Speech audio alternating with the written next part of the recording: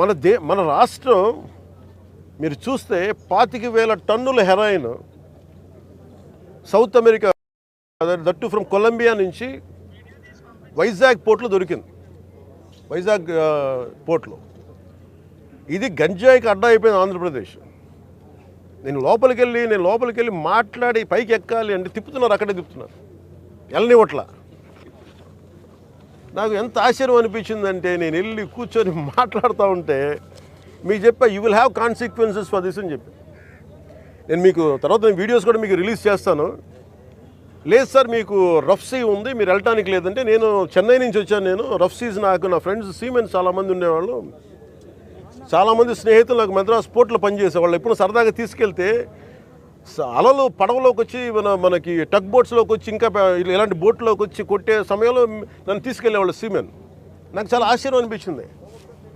అలాగే సార్ వింటున్నా వీళ్ళు కథలు ఏం చెప్తాను. అలా వింటా ఉంటే మళ్ళీ పక్క ఎదురుగా షిప్లో ఈ చిన్న బోట్లు వేసుకొని మనకి ఈ టైర్లు కట్టుకొని ఒక 2 పెట్టుకొని వాళ్ళకి దింపుకుంటా మన ఎగుమతి చేసుకుంటా ఉన్నారు.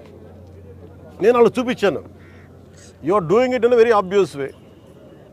మీ సీఈఓ ఎవరు? ఏదో సీఈఓ పేరు చెప్పారు. దీనికి ఓనర్ ఎవరు? ఆ సీఈఓ లేడు ఇక్కడ. ఓనర్ ఎవరు అంటే ఇద్దరు పేర్లు చెప్పారు. వన్ ఈజ్ ఏదో Aurobindo వాళ్ళదంట.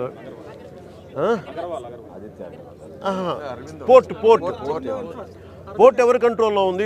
Purely it's not government, it's purely private control port. ఇది స్టేట్ కంట్రోల్ ఉన్న పోర్ట్. ఇది నాకు అనిపించింది ఇలా చూస్తే, లోపలికి వెళ్ళి చూస్తే మన హోప్ ఐలాండ్ చూస్తే అసలు ఏ విధంగా కట్టుదిట్టంగా లేదు. 975 కిలోమీటర్ కోస్ట్ లైన్ ఆంధ్రప్రదేశ్కి. India is going to be trillions of dollar, almost Modi గారు చెప్పిన $7 trillion ఎకానమీ ఉంది దీనికి భవిష్యత్తు. ప్రపంచ దేశాలు మనల్ని ఎదగనిస్తాయా లేదా, మన బలహీనతలు ఏంటని చూస్తారు. ఆంధ్రప్రదేశ్ కోస్ట్ లైన్ మనకి ఎంత బలమో అది మనకంత బలహీనత కూడా. ఎందుకు చెప్తున్నాను ఈ మాట అంటే, వైజాగ్కి పాకిస్తాన్ నుంచి వచ్చిన ఆ యుద్ధ సమయంలో మీకు గజనీ సబ్మెరీన్ చూడొచ్చు. నేను చెప్పాను ఈ రోజున మీకు ఇది పీడిఎస్, ఈ పబ్లిక్ డిస్ట్రిబ్యూషన్ రైస్ తాగదు స్మగ్లర్లు చేసేది. ఆర్డిఎక్స్లు ఇంపోర్ట్ చేసుకోవచ్చు. ఓఎన్జీసీ ఇలాంటి గ్యాస్ నిక్షేపాలు ఉన్న చాలా కీలకమైన ఇన్స్టిట్యూట్ మనకి వ్యవస్థలు సంస్థలు ఉన్నాయి ఇక్కడ. ఒక 100 కిలోల ఆర్డిఎక్స్ని తెచ్చేసుకుని ఎవరు చూసేవాళ్ళు ఎవరు లేడు, నాదుడు లేడు. It is not just about public distribution సంబంధించిన రైస్ సంబంధించిన ఒక్కటిదే కాదు ఇది. సో మ్యారిటైమ్ సెక్యూరిటీ ఇష్యూస్ కూడా ఉన్నాయి దీనికి. మ్యారిటైమ్ సెక్యూరిటీ ఎక్కడుంది? మ్యారిటైమ్ పోలీసింగ్ ఎక్కడుంది? ఈ పోర్టు ఫ్రీ ఫర్ ఆల్ అయిపోయింది. ఉగ్రవాదులు కసాబ్ లాంటి వాడు ఎలా వచ్చాడు? ఎక్కడో మనకి కరాచీ నుంచి బోట్లో వచ్చి కాల్చేశాడు. ఇండియాకి చాలా వల్నరబుల్ పాయింట్ అయిపోయింది మన దగ్గరికి వచ్చి ఉగ్రవాదులు వచ్చి రావడానికి. ఇది కేవలం నేను ఒక పీడిఎఫ్ ఈ పబ్లిక్ డిస్ట్రిబ్యూషన్ సిస్టమ్ రైస్ సంబంధించి ఒకటే నేను మాట్లాడలేదు. వెరీ వల్నరబుల్ ఈ పోర్ట్ ఇది. ఎవరు దీన్ని పట్టించుకునే ఇది లేదు. ఎస్పీ గారికి నేను వెరీ బిగినింగ్ రోజున చెప్పాను. ఎస్పీ గారికి నేనే స్వయంగా పిలిచి చెప్పాను, ఇది వల్నరబుల్గా ఉంది ఈ port, please focus on it అంటే ఇప్పుడు దాకా రిపోర్ట్ లేదు నాకు. ఇంకా కలెక్టర్ గారు ఇంకొంచెం ఇనిషియేటివ్ తీసుకొని చేయబట్టి మా మనోహర్ గారు, కొండబాబు గారు వీళ్ళందరూ కూర్చొని ఒక టీం లాగా పనిచేసి ఈ రోజు నేను పట్టుకోగలిగారు. మొన్నటికి మన సుధీర్ గారు కూడా సివిల్ సప్లైస్ చైర్మన్, ఆయన కూడా మీరు ఎంత పట్టుకున్నారండి నిన్న? ఇప్పుడు ఇది సమస్య ఎక్కడుందంటే, first public distribution system rice నిజంగా బిలో పవర్టీ లైన్లో ఉన్న వాళ్ళకి కనీసం వాళ్ళకి అవసరానికి తిండి కానీ ఇవన్నీ అందించడం, బియ్యం. అలాగే రైతుకి వాళ్ళకి స్థిరీకరణ, వాళ్ళకి స్టెబిలిటీ ఇవ్వడానికి, గిట్టుబాటు ధర ఇవ్వడానికి ప్రభుత్వం కొనే విధానం ఇది. దీనిని దాదాపు 43 రూపాయలు ఖర్చు అవుతుంది, 43 రూపాయల 50 పైసలు ఖర్చు అవుతుంది ఒక్కొక్క కిలోకి. అది గవర్నమెంట్ సబ్సిడైజ్డ్ ప్రైస్ తోటి 2 రూపాయలు జీరో. మొన్నదాకా రూపాయి 2 రూపాయలు ఉంటే ఇప్పుడు అది కూడా లేదు, పూర్తి అసలు జీరో. వీళ్ళు 1300 వ్యాన్లు ఏవో పెట్టేసి గత ప్రభుత్వం, ఇదివరకన్నా వెళ్ళి రేషన్ షాప్ డీలర్ దగ్గరికి పంపించేవాళ్ళేమో. కానీ ఈ ప్రభుత్వం వచ్చాక ఇప్పుడు ఏమైపోయింది, ఆ రేషన్ మన డైరెక్ట్ వ్యాన్స్ హెస్ బికమ్ బస్తాలు వేసుకురావడం పంపించేయటం, ఆ లబ్ధిదారులకే 300 రూపాయలు ఇవ్వడం. ఇది ఏమైపోయింది, ఇది అందరికి ఒక ఆలవాలం అయిపోయింది, సోర్స్ ఆఫ్ ఇన్కమ్ అయిపోయింది. కొన్ని వేల కోట్లు దీని నుంచి వెళ్ళిపోతూ ఉన్నాయి. దారుణంగా ఆఫ్రికా దేశాల్లో దీన్ని 70 రూపాయలకి అమ్ముతారు. ఇందులో ఎవ్వరు చేసింది ఏం లేదు. 70 రూపాయలకి 73 రూపాయలకి అమ్ముతారు కేజీ. నాకు నిజంగా అనిపించింది ఏంటంటే, నిజంగా మనం ఈరోజు ప్రధానమంత్రి గారు చేసే ఈ విదేశాంగ విధానంలో మనం 70 రూపాయలు కానీ ఆఫ్రికా దేశాలకి ఇవన్నీ మనకి ఇట్లాంటి తప్పులు జరగకుండా ఉంటే కనీసం 43 రూపాయలకి ఇస్తే మనం దేశ పరపతి పెరుగుద్ది. మనకి అన్యాయంగా అకారణంగా స్మగ్లర్ల చేతిలోకి వెళ్ళిపోతుంది. వీళ్ళకి ఎంత ధైర్యం అంటే వీళ్ళందరికీ కూర్చోబెట్టి కోర్టులకు వెళ్తారు. కోర్టులకు వెళ్ళి నా మీద ఒత్తిడి పెడతా ఉన్నారు. నా మీద కూర్చోబెట్టి మీరేం చేయలేరు ఇట్లా మాట్లాడుతున్నారు నాతోటి. నేను ఈరోజు ఇందాకే చెప్పాను, ఫస్ట్ దీనికి సంబంధిత పోర్ట్ ఎవరు, CEO ఎవరో, ఈ స్టేక్ హోల్డర్స్ ఎవరు, వాళ్ళకి నోటీసులు పంపించిన వాళ్ళకి ఆ షిప్ని సీజ్ చేయండి. నేను I want to right a letter to home ministry. Amit Shah గారు లెటర్ రాద్దాం అనుకున్నాను. ఇది మోస్ట్ వల్నరబుల్ పోర్ట్. ఇది మ్యారిటైమ్ సెక్యూరిటీకి, నేషనల్ సెక్యూరిటీకి చాలా ఇబ్బందిగా ఉంది. ఇక్కడ కీ ఇన్స్టలేషన్స్ ఉన్నాయి. ఇక్కడ ONGC గ్యాస్ నిక్షేపాలు చాలా కీ ఇన్స్టలేషన్స్ ఉన్నాయి. తూర్పుగోదావరి జిల్లా అంతా, ఉమ్మడి తూర్పుగోదావరి జిల్లా అంతా కేజీ బేసిన్ ఉంది. ఒకప్పుడు ఉగ్రవాదులు మనం కూర్చోబెట్టి బాంబేలో పెద్ద నగరాల్లోకి రావాల్సిన అవసరం ఏం లేదు.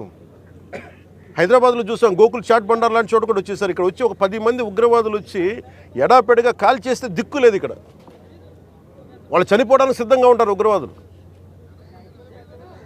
25,000 టన్నుల 25,000 కిలోల హెరాయిన్ ఆంధ్రప్రదేశ్లో వైజాగ్ పోర్టులో దొరికింది. That shows the vulnerability. అలాగే మనకి అర్షి ట్రేడింగ్ కంపెనీ అని చెప్పి అది ఇక్కడ విజయవాడలో ఉన్నది, అటు వెళ్ళిపోయింది. అలాగే నా దృష్టికి 2 పేర్లు వచ్చింది. ఒకటి అలీషా అనే పేరు చాలా పదే వినిపిస్తూ ఉంది. నాకు అర్థం కాదు ఎవరు అలీషా, ఎవరు అని. అలాగే ఇందాక చూస్తే దాదాపు 16 కంపెనీలు ఉన్నాయి. ఇందాక మనకి కొండబాబు గారు కూడా నేను ఒకటే చెప్తా ఉన్నాను, మనోహర్ గారికి కానీ సుధీర్ గారికి కానీ మేము అందరం కూర్చోబెట్టి ఇందాక మనం బోట్లు వెళ్తాం మాట్లాడుకున్నట్టు, it is not about one individual. Smuggling అలవాటు అయిన వాళ్ళు, క్రిమినల్ యాక్టివిటీస్కి అలవాలం అయిపోతే tomorrow it will be RDX, tomorrow it will be weapons, tomorrow it will pose as a great threat for national security. చేతులు కాలేక ఆకులు పట్టుకున్నట్టు ఉంటుంది. బాంబే కూడా రిపీటెడ్గా అధికారులు ఇలా వదిలేశారు. RDX లారీలు బస్తాలు వ్యాన్లు వచ్చేసి వెళ్ళిపోయినాయి. ఎంత కుదిపేస్తుందో తెలుసు మాకు. సో అందుకని ఇంకా ఆగాలి, ఇలాంటివి చెప్పాలనేది నేను ముఖ్యమంత్రి గారి దృష్టికి ఆల్రెడీ చెప్పాను నేను. సో మేము ఆ క్రమంలోనే ముఖ్యమంత్రి గారి ఆదేశాల మేరకు మేము కూర్చోబెట్టి క్యాబినెట్ మీటింగ్స్లో మేము కూర్చొని మాట్లాడుతున్నాం. దీని మీద చాలా కఠినమైన చర్యలు తీసుకోవాలి. అలాగే PD యాక్ట్ పెట్టాలని పెట్టుకున్నాం. మొన్నదాకా ల్యాండ్ గ్రాబింగ్ యాక్ట్లో సివిల్ సప్లైస్తో కూడా రిపీటెడ్ అఫెండర్స్కి దీన్ని PD యాక్ట్ పెట్టాలని చెప్పి మనోహర్ గారు మా రోజు క్యాబినెట్ మీటింగ్లో పెడితే ఇప్పుడు అది కూడా జరిగింది. గవర్నర్ గారి దగ్గరికి వెళ్ళాలి ఆ బిల్లు. తర్వాత మన ప్రెసిడెంట్ గారి అంగీకారం తెలియజేయాలి దానికి. ఈ లోపు అన్నీ వచ్చిన తర్వాత చేద్దాం అనుకునే లోపు ఇప్పుడు చూస్తే ఇంత మొత్తంలో పట్టుబడ్డప్పుడు మాకు ఖచ్చితంగా దీన్ని ప్రజల దృష్టికి తీసుకెళ్ళాలి దీన్ని. ఎందుకంటే ఒకవైపు ఫీజు రీఇంబర్స్మెంట్లకి డబ్బులు లేవు, పథకాలకి చేయడానికి కింద మీద పడుతున్నాం, రోడ్లు గుంతలు పూడ్చడానికి డబ్బులు లేవు. కానీ వీళ్ళ దగ్గర మటుకు 1000 కోట్లు ప్రభుత్వం కష్టంతో మీ అందరి ట్యాక్సులతోటి, ప్రజలందరి ట్యాక్సులతోటి కొన్న డబ్బులతో ఇచ్చిన ట్యాక్సులతోటి డబ్బులు తీసుకొని మనం బియ్యం కొంటే ఆ బియ్యం తీసుకెళ్ళి రూపాయి పెట్టుబడి లేకుండా 1000 కోట్లు సంపాదిస్తూ ఉన్నారు. There should be a major crack down on this. దీనికి మన భేదం లేదు. దీనికి అధికారులు కాదు, పొలిటికల్ వ్యవస్థ కాదు, ఎవరైనా సరే ఇది చాలా స్టర్న్ యాక్షన్ అయితే తీసుకోవాలి. This will pose as a national. ఇట్లాగే వదిలేస్తే this port will become a menace for national security. గత ప్రభుత్వం నేను మొత్తుకుంటా ఉన్నాం, మేము ఇబ్బందిగా ఉంది మాట్లాడి. నాకు ఎంత ఆశ్చర్యం, ఎంత డీప్ రూటెడ్ నెట్వర్క్ అంటే, నేను వస్తానంటే నన్ను ఇప్పటికీ 2 months నుంచి ఆపేశారు, నన్ను రానివ్వకుండా. ఉన్నత స్థాయి అధికారుల దగ్గర నుంచి లేదు సార్, అక్కడికి వెళ్తే కొంచెం ఇది అవుతుంది సార్, ఎందుకు సార్ ఇప్పుడు కాదు సార్, తర్వాత సార్ ఇప్పుడు యాక్షన్ తీసుకున్నాం సార్, రిపీటెడ్గా చెప్తా ఉన్నారు నాకు. నిన్న విసుగొచ్చి ఒకటే చెప్పాను, పోలీసు వస్తారా రండి, లేదంటే నేను కూర్చోబెట్టి నేను కారులో నేను వెళ్ళిపోతాను, అధికారులు నా పక్కన రాకపోయినా పర్లా. ఈ నిర్ణయం తీసుకొని ఇక్కడికి వచ్చింది, ఇది ప్రజలకు తెలియాలి. ఇది కొండబాబు గారు కానీ, నాదెండ్ల మనోహర్ గారు కానీ, మా మనకి జిల్లా వైపు నుంచి కానీ మేము పర్యటనలో మేము పదే పదే చెప్పాం. తూర్పుగోదావరి జిల్లా నాయకులు కానీ, ఎమ్మెల్యేలు కానీ, we gave a word to people. మేము ప్రజలకి మాట ఇచ్చాం, పారదర్శకత చూపిస్తాం, ఇలాంటి అవినీతిని ఇలాంటి స్మగ్లింగ్ని మేము అరికడతామని. ఆ దిశగా చర్యలు తీసుకోవడానికి మేము ముందుకెళ్తున్నాం. అందుకని మీ దృష్టికి తీసుకొచ్చి దీంట్లో మీరు మిగతా ఇన్ఫర్మేషన్ మీకు ఇస్తాం. అలాగే దీన్ని ఖచ్చితంగా హోమ్ మినిస్ట్రీ దృష్టికి అయితే తీసుకెళ్తాను. Andhra is major hub for ganja and మీకు డ్రగ్స్ అయిపోయింది. ఇక్కడి నుంచి ఎంత డ్రగ్స్ వెళ్ళిపోయినా కూడా మనకు తెలియదు. ఈ రోజున కళ్ళ ముందు మొత్తుకుంటున్నాయి. అదే అడిగాను అందాక మన సెక్యూరిటీ అధికారిని, నీ కళ్ళ ముందు మీకు ఇది కనిపిస్తూ ఉంది, tomorrow it could be weapons also కదా అన్నాను. దానికి మీరేం చర్యలు తీసుకున్నారు బీయింగ్ ప్రైవేట్ పోర్ట్ అంటే? పాప ఆయన ఏం చేస్తాడైనా, పిచ్చుకు మీద బ్రహ్మాస్త్రంలా ఉంటుంది. ఎవరి మీద వేటేయాలి? దీనికి కీలకమైన వ్యక్తులు ఎవరు, దీని వెనక ఎవరు?